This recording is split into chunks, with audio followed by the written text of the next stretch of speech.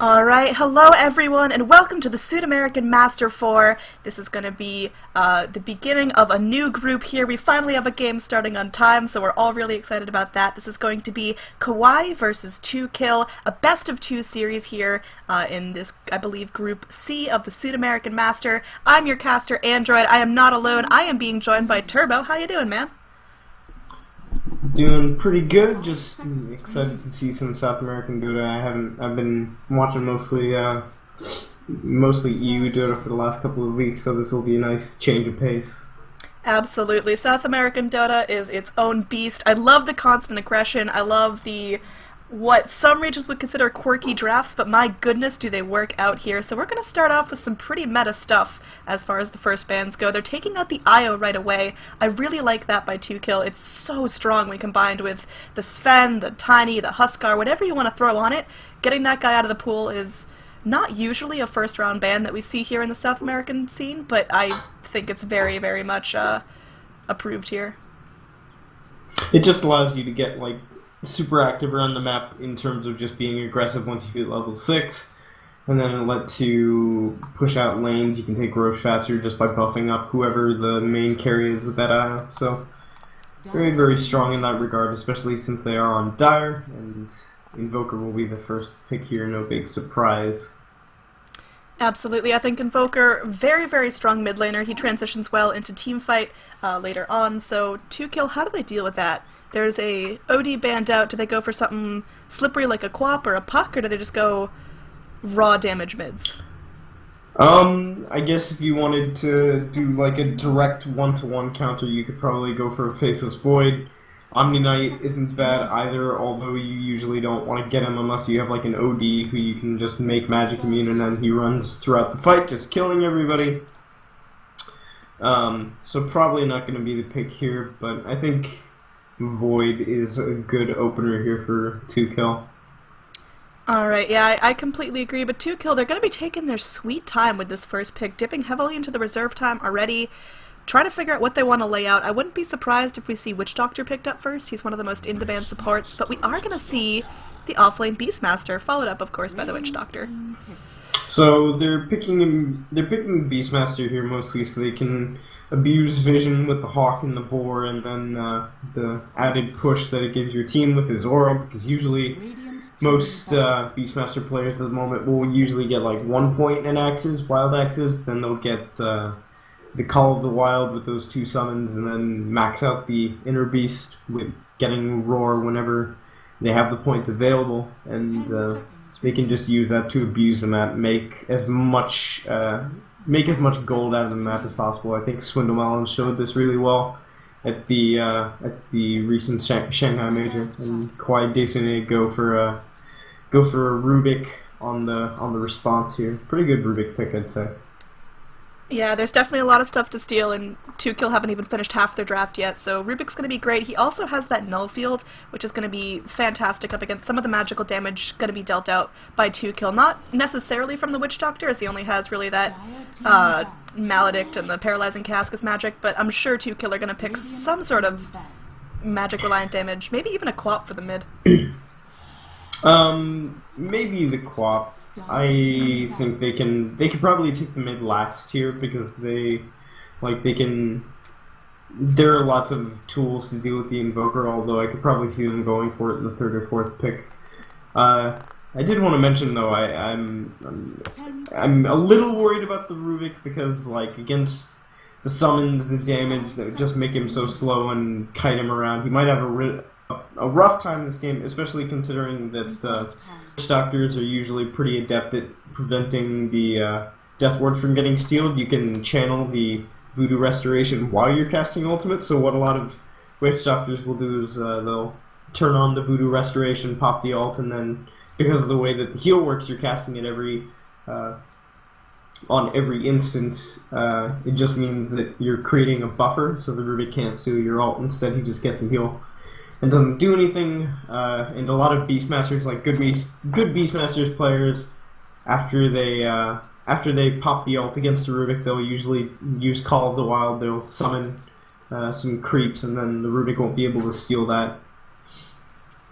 Yeah, absolutely. Again, we still have a lot more of the draft to go. Kawaii still have to pick up their hard carry, another support, an offlaner, so we're going to see what else Kawaii bring to the field. And of course, 2Kill, they've got another support to pick up, their mid laner and their carry as well. So more stuff for the Rubik to steal, but you make some good points about, you know, he's not going to get the real meaty spells that he wants.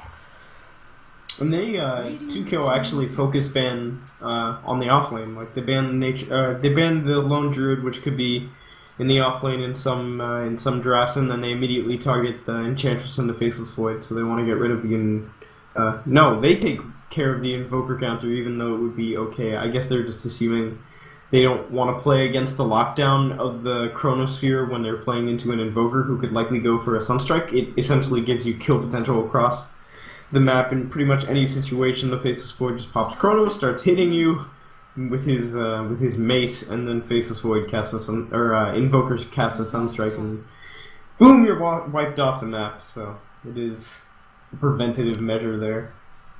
Yeah, there's a lot of damage coming out. Kawaii, they're onto their... They could pick Bat Rider. Bat Rider would be good here. As an offlaner? Yeah.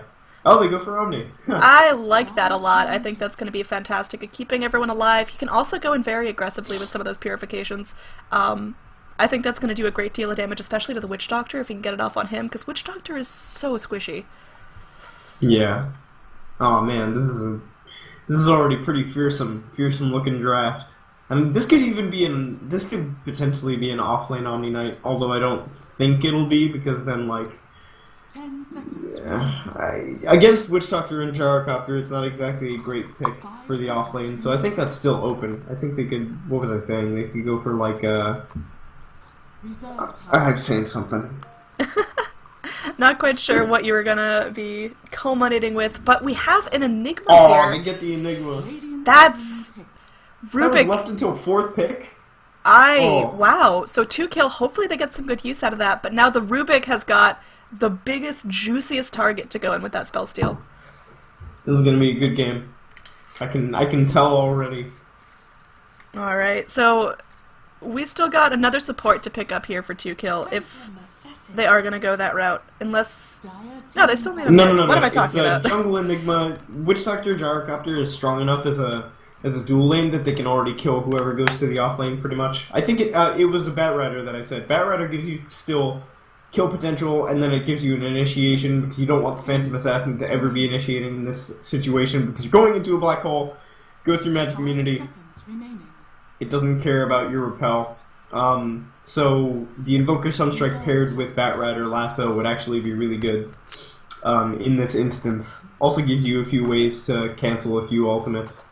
Well, I certainly hope you're right. Bat Rider's always an exciting hero to cover. He goes in with some crazy mobility, usually picking up that blink and force. Yeah, I think he should. I think it's not obvious enough, but it's definitely something that both teams need to keep their eye out for. 2Kill, they're on their last ban. They are going to take out the Bat Rider. Really good call on that. They've misdrafted here, I think. They should have gone Bat Rider first? I think they should have led with Invoker Bat Rider, because, well, maybe Rubik would get banned. I think Invoker Rubik is a perfectly fine opening, but I think you can leave Phantom Assassin until 5th. Because, A, it's unlikely to be banned. There's still Sven in the pool that would be perfectly acceptable to pick. I think the Bat Rider should have been higher priority than the Phantom Assassin. We'll see. We will definitely see. There are still some other strong initiators left in the pool, but Bat Rider just brings so much to the table. Ven just banned out. She was one I was going to suggest as perhaps a substitute, but nah. So 2Kill, they're picking up their mid. Yeah, I like this pick a lot. I think Templar Assassin's going to do really well up against Invoker in the mid. What do you think? Oh, yeah. Especially because he's probably going to be... In this situation, they need an exhorted Invoker just so they can get damage, I think. So, in this situation, you don't have to worry about having your mana burned. You don't have to worry about Tornado.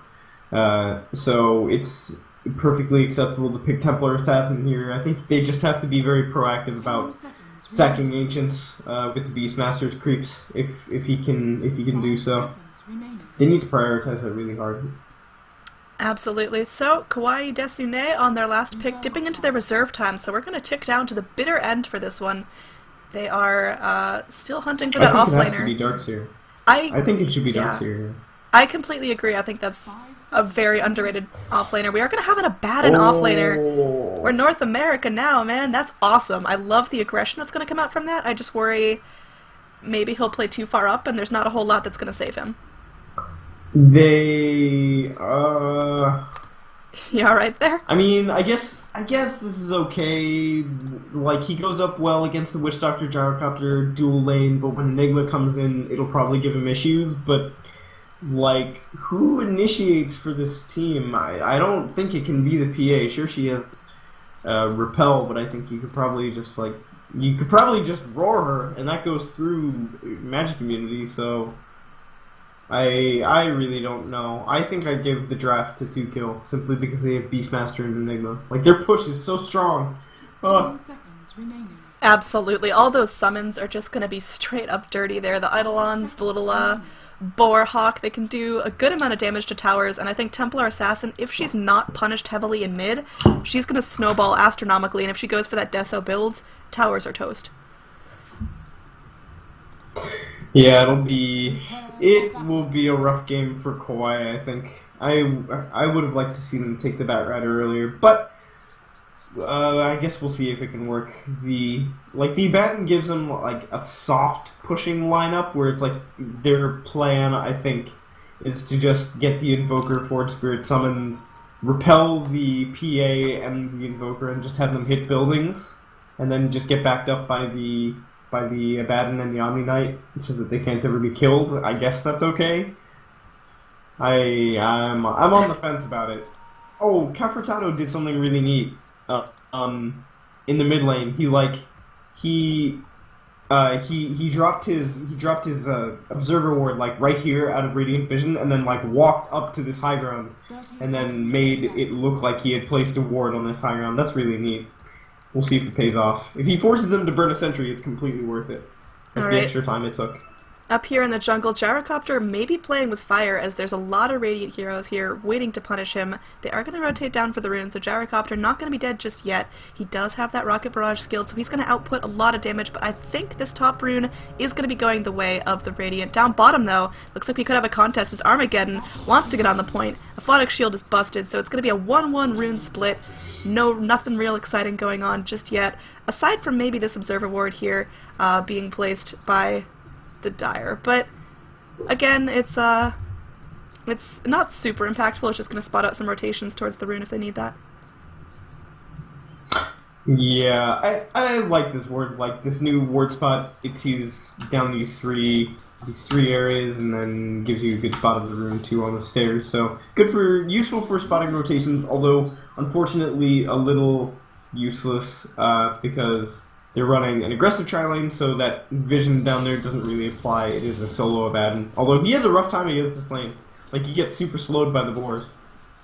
Yeah, Abaddon not going to have the easiest time here. Of course, the Aphotic Shield is always fantastic. I think he'll be able to do okay, because Abaddon does naturally play very aggressively. He's going to go and use another shield here, smacking out some more damage onto Dashka, but I don't think there's a whole lot of kill potential coming out. But meanwhile, up top, I think there could definitely be some kills coming out if Witch Doctor lands a Lucky Cask followed up by a Rocket Barrage. Yeah, although they do have, of course, an Omni Knight, and then they have Lift from the Rubik to get some things done, and they can save their teammates from certain death. So it's not all. It's a pretty even lane, I'd say. They're essentially just contesting the. They're contesting the safe lane of the Gyro, of course, and it also gives them like a stealth way to access the jungle and try and deal with the Enigma's farm. But unfortunately, he's aggressively jungling, so he's anticipated this. He's like, all right, I got it. It's good. I'll just go farm their jungle. Yeah, he's got a full stack up of Eidolons. In the mid lane, we almost saw Templar Assassin go down to a very nice Tornado EMP from Invoker. All her mana is burned. She was forced to use that salve as well to keep her alive, so Invoker definitely doing a good job zoning her, but now, of course, she's back up to full health and feeling fighting fit. Yeah, so what he did there was he probably...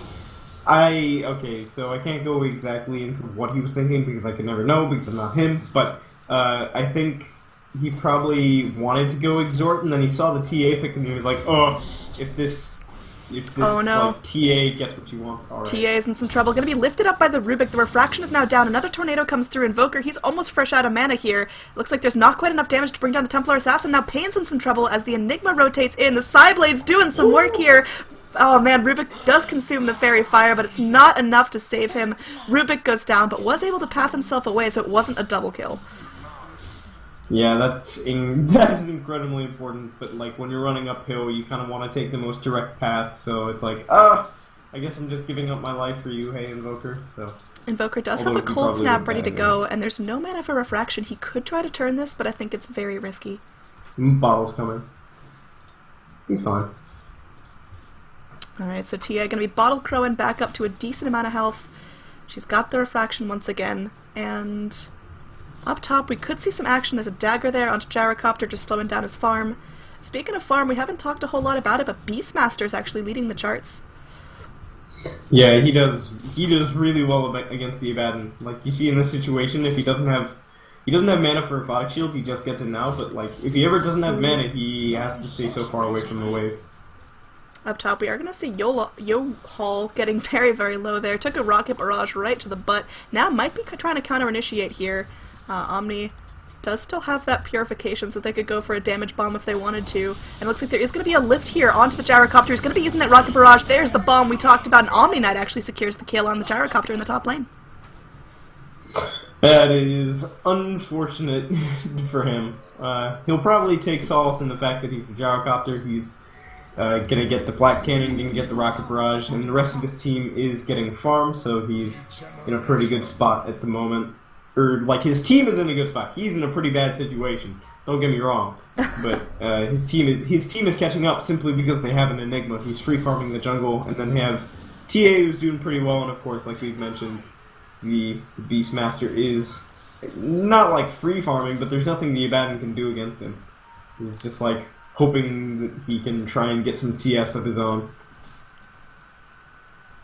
Yeah, this is going to be Enigma postured up very aggressively, maybe looking to turn things onto Armageddon, but again, Armageddon, he's going to be under his own tower. That's difficult. Enigma wasting a little bit of time here, just waiting for, I guess, the small camp to do its thing, and yeah, stalled out lanes a little bit, kill scores 1-1, but who do you think is going to dominate the early game?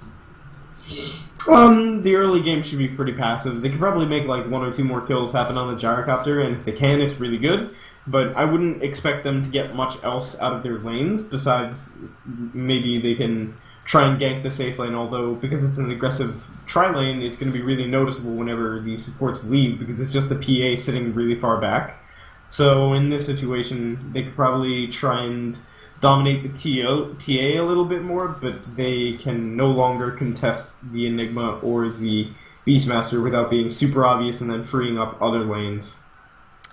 Absolutely. Invoker, he's playing pretty aggressively. He's about half mana going up against a completely full-up health Templar Assassin. It looks like she could have just bursted him down, but she's certainly showing some restraint. I'm surprised that we're not seeing more rotations from supports to the mid lane, but like you mentioned, it'd be a little bit obvious to the rest of the lanes. I think that, you know, an Omni-Rubik duo does lend itself to rotations, and it's curious why we're going to be approaching 7 minutes in the game and nothing's happened. But up top, we have a lift. It's going to be Gyrocopter taking a big chunk of damage again. Going to be using that Rocket Barrage to the best of his ability. Phantom Assassin trying to go deep. Not enough damage to bring him down just yet.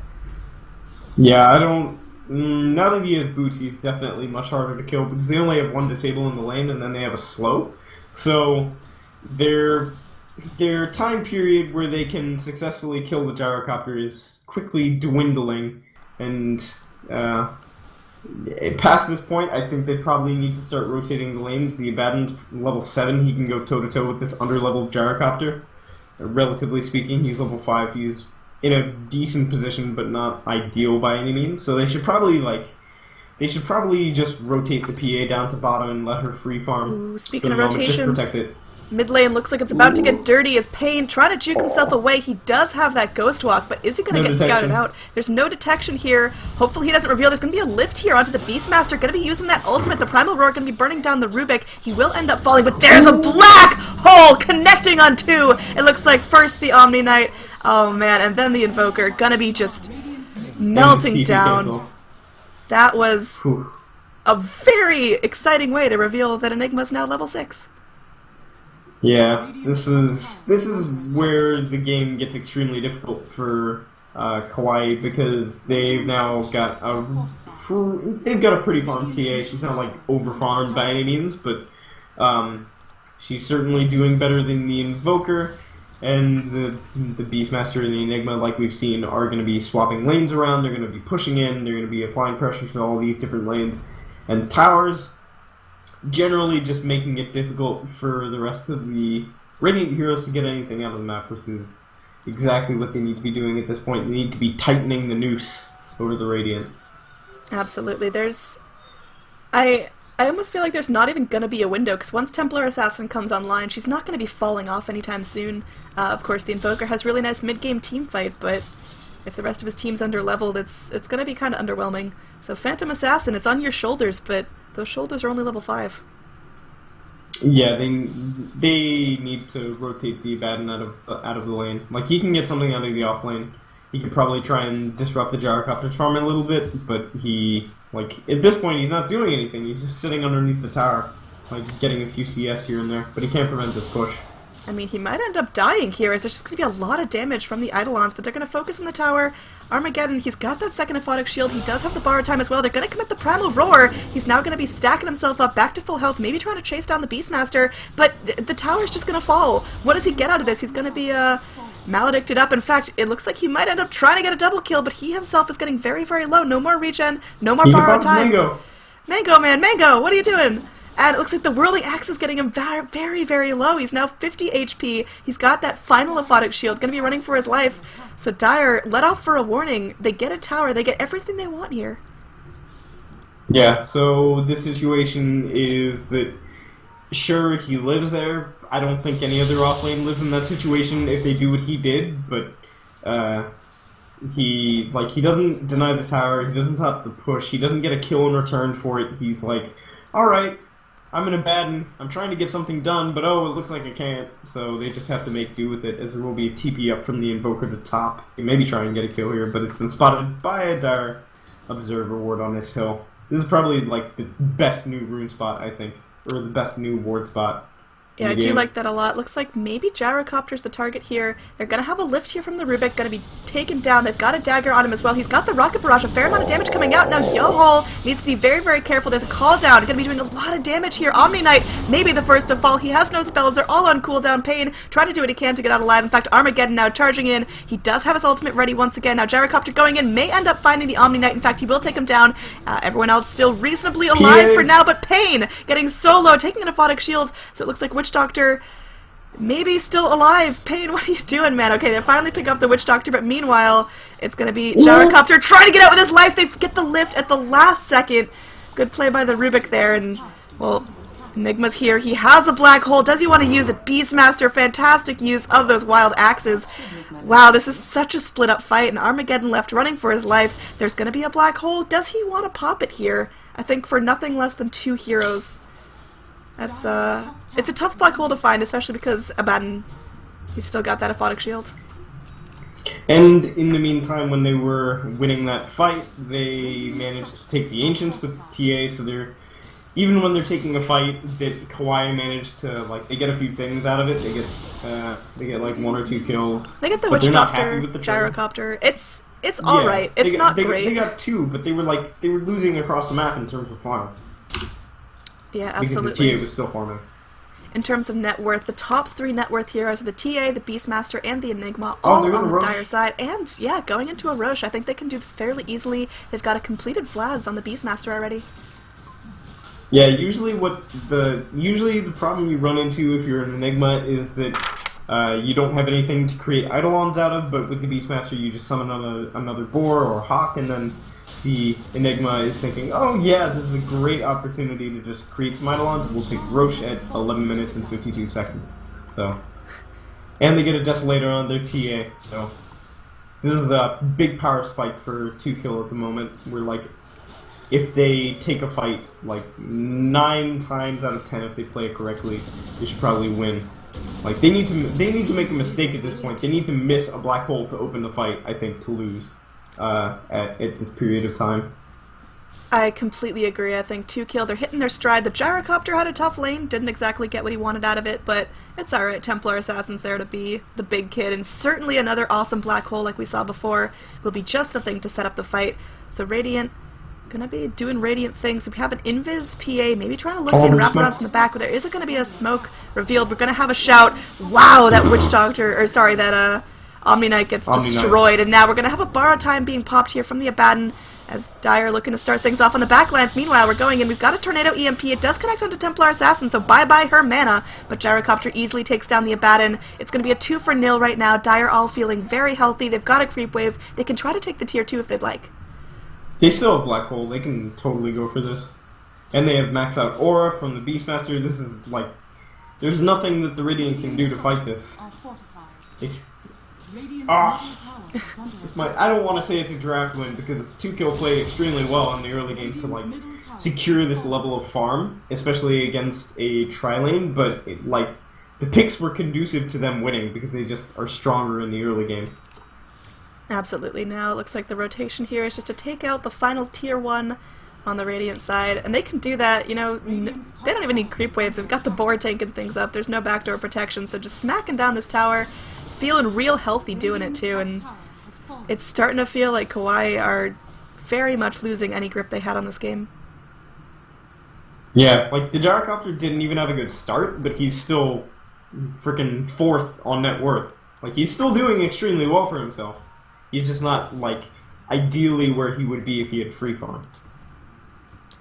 Yeah, we've now got Dire playing up very aggressively here into Radiant territory. They're, I want to say playing with fire, but 2Kill definitely have the resources to survive this. I don't think there's really anything Kawaii can do to scare them off at this point.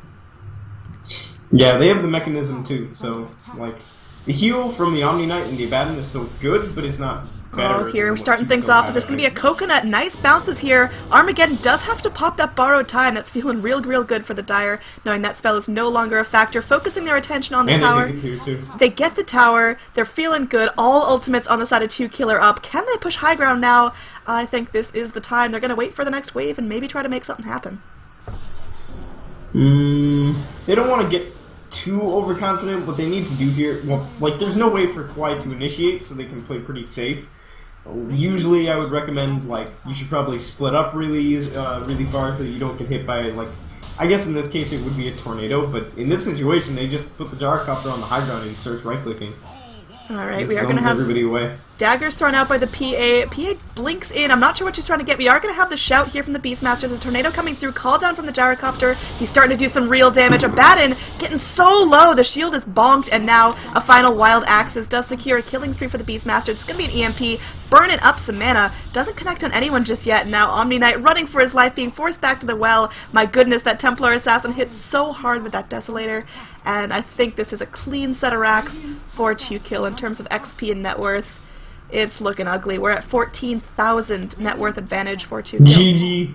GG is called out. Wow. Yeah, they realize there's nothing they can do. Like instead of the Abaddon, I would have loved it if they'd solo laned maybe an Earthshaker, like get him a fast blink dagger. Like the amount of farm they allocated to that Abaddon was not worth what the pick gave them to the team. I completely agree, and remember this is only game 1 of a best of 2 series, so you said it was kind of a draft win. We've got another shot. Kawaii can go in, pick a whole new strategy, and see what they can pick up for game 2. This is...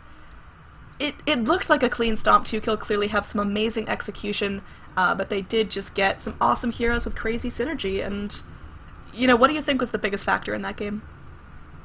I think the Enigma aggressive jungle was a really good choice because it exploited the weak lanes that Kawaii had, where he could easily move to mid lane to gank the Invoker and get a kill there. Like they killed 3 in the mid lane at one fight, I think, and then it allowed them also to exploit the bottom lane where it was just an Abaddon. So he walks over and he's like, "Oh, this is a wonderful tower here. I think I'll just take it," and then he takes it. And there's nothing the Abaddon can do.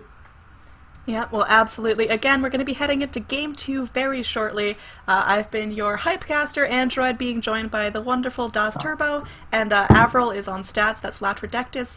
So again, we'll be